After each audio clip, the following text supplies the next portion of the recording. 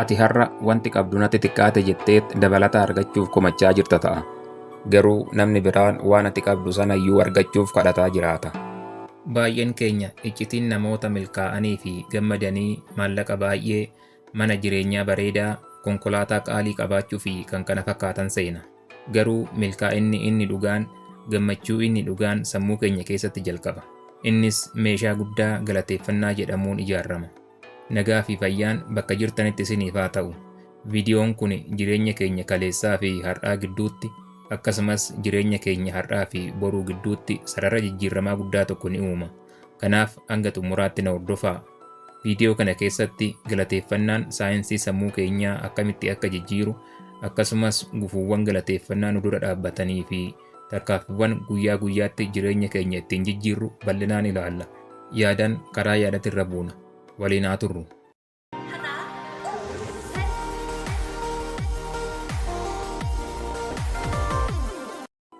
Galateeffannaa jechuun waan qabnuuf galatoomi jechuu qofa miti. Kuni ilaalcha jireenyaati. Addunyaan kun yeroo hundaa waan nutti hir'ate, waan nuti hin qabnee fi waan namni biraan qabu qofa akka ilaallu nu dirqisiifti. Kuni immoo dhiphina, hinaaffaa fi abdii kutannaa nutti fiduu danda'a. Baay'een keenya jireenya keenya keessatti waan hin qabne argachuuf yookaan waan qabnu irratti maal itti dabalanna jennee dhiphanna. Maallaqa dabalataa, mana dabalataa, aangoo dabalataa, barnoota dabalataa yookaan jaalala dabalataa barbaanna ta'a. Garuu iccitiin dabalata hundaaf furtuu ta'e immoo waan qabnuuf galateeffachuudha. Galateeffannaa jechuun waan gaarii siif ta'eef galatoomi jechuu qofa miti. Inni kun anniisaa nuti gara addunyaa keenyatti erginuudha. Addunyaan tuni akkuma daawitiiti. Waan ati itti agarsiifte as deebistee sitti agarsiifti. Yoo ati hir'inuma keetii irratti xiyyeeffatte hir'inumatu si hordofa. Yoo ati waan qabduu fi waan argatte irratti galateeffatte dabaltee argachuuf abdii fi badhaadhinatu si hordofa. Galateeffannaan amantii yookaan yaada namni uume qofa miti. Galateeffannaan saayinsii dhibbeentaa dhibba mirkanaa'edha. Qorannoon yuunivarsiitii Haarvaard fi Kaalifoorniyaa keessatti taasifame akka mirkaneessutti galateeffannaan sammuu keenya keessatti jijjiirama baayoloojikaalaa ni fida. Isaanis tokkoffaan keemikaalota gammachuu maddisiisudha. Waan qabnu irratti yookaan waan arganne irratti yookaan waan argachuuf abdii itti qabnu irratti yeroo nuti galateeffannu sammuun keenya keemikaalota addaa lama ni maddisiisa. Inni jalqabaa doopaamin jedhama. Inni kun keemikaala badhaasaa jedhamees ni beekama. Waan gaarii tokko hojjennee yeroo galateeffannu sammuun keenya ammallee hojjedhu nuun jedha.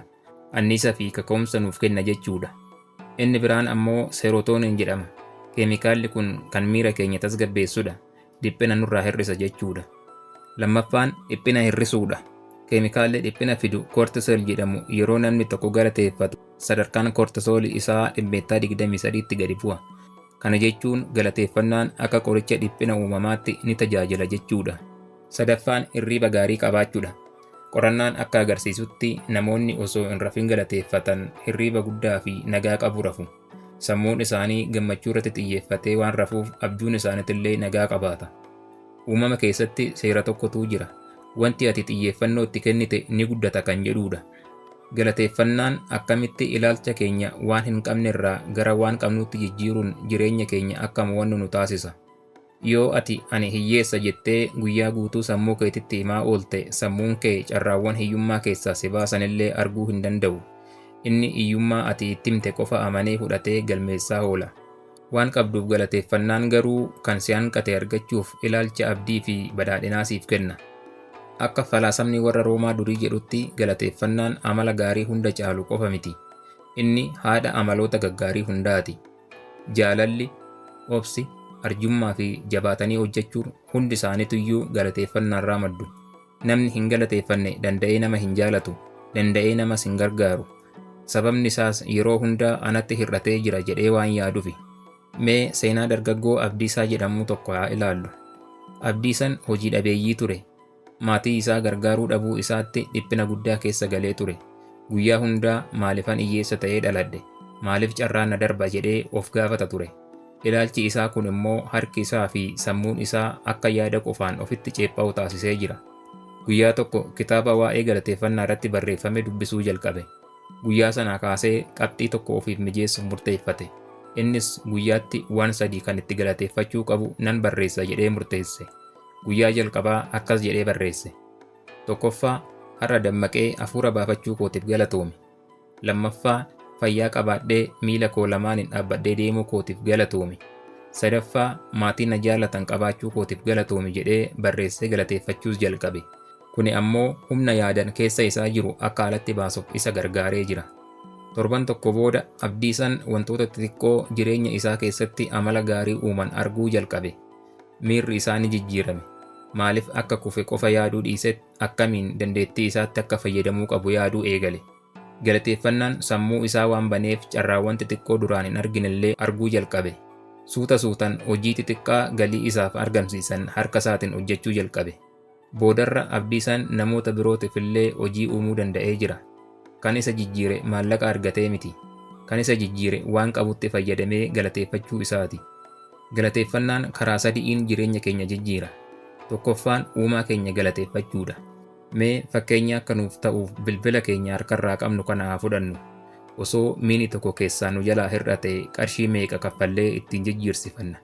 Osoo miini lama yookaan sanaa ol ta'e yookaan guutummaatti haaraa kan bennu ta'e yoo qarshii hagamii itti kaffalla.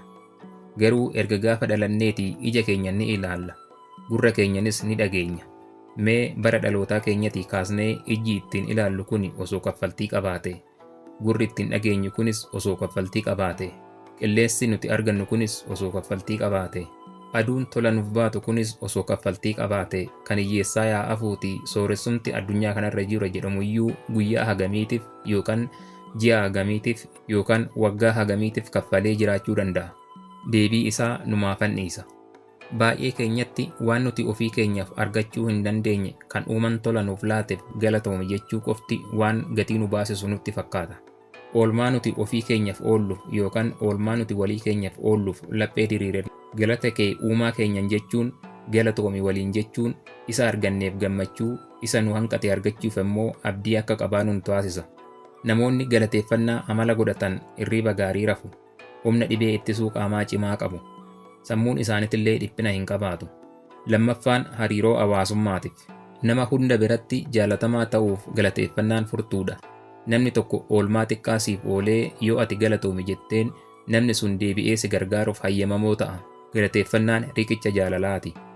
Sadaffaan badhaadhinaaf. Humni abaandaansi jedhamu kan dhufu galateeffannaa irraayi. Yoo ati waan qabduuf galateeffatte dabalanni siif dhufa. Yoo ati waan hin qabne irratti xiyyeeffatte immoo waan qabdurraayyuu si harkaa bada. Kuni seera uumamaati. Nama xiqqoo qabu kan galatoomi jedhuuf guddaan ni kennamaaf. Gufuuwwan galateeffannaa keessaa muraasa yoo ilaalle immoo tokkoffaan dorgommiidha. Jireenya kee jireenya feesbuukii yookaan instaagiraamii nama biraa waliin yoo ofii kee dorgomsiiste galanni keessa keetii ni bada. Inni konkolaataa bitateera ani garuu hin qabu. Inni gamoo ijaaree jira ani garuu hin qabu. Inni wayyaa akkanaa uffatee jira ani garuu hin qabu jettee yoo yaaddu wantoota kanneen hunda kan caalu akka qabdu yaaduu dagatta. Fayyaa kee fi fayyaa maatii keetii qabaachuun kee qabeenya kana hunda kan caalu ta'uusaa dagatta. Hafuura baafachuu kee argattee soorachuu kee dirqama uumamaati jettee yoo yaadde galanni keessa keetii ni bada. Wanti ati har'a akka salphaatti ilaaltu kun tarii nama tokkoof immoo abjuu ta'uu danda'a. Lammaffaan hinaaffadha. Namni hinaafu hin galateeffatu. Hinaaffaan ija namaa ni haguuga. Egaa galateeffannaan jireenya keenya keessatti meeshaa humna guddaa qabuudha. Inni hiyyummaa gara badhaadhinaatti, dhiphina gara nagaatti jijjiira. Jireenyi kee har'aa bu'aa yaada kee kaleessati. Jireenyi kee boruu ammoo bu'aa yaada kee har'aati. Mee har'a waan tokko yaadi, waan itti galateeffachuu qabdu komentii irratti barreessi. Mee ati maaliif galateeffachuu qabda?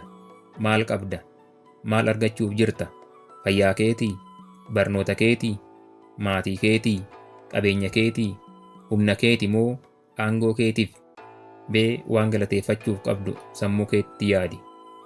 Waan galateeffachuuf qabdu barreessi. Sammuun kees haa dhaga'u, iji kees haa argu. Kun immoo humna yaadan keessa kee jiru gara gocha qabatamaatti jijjiiruuf si gargaara. Viidiyoon akkanaa yoo isin fayyade chaanaalii kana subscribe godhaa. Viidiyoo kanas immoo laayikii fi namoota ni fayyada jettaniif qooduus hin dagatinaa.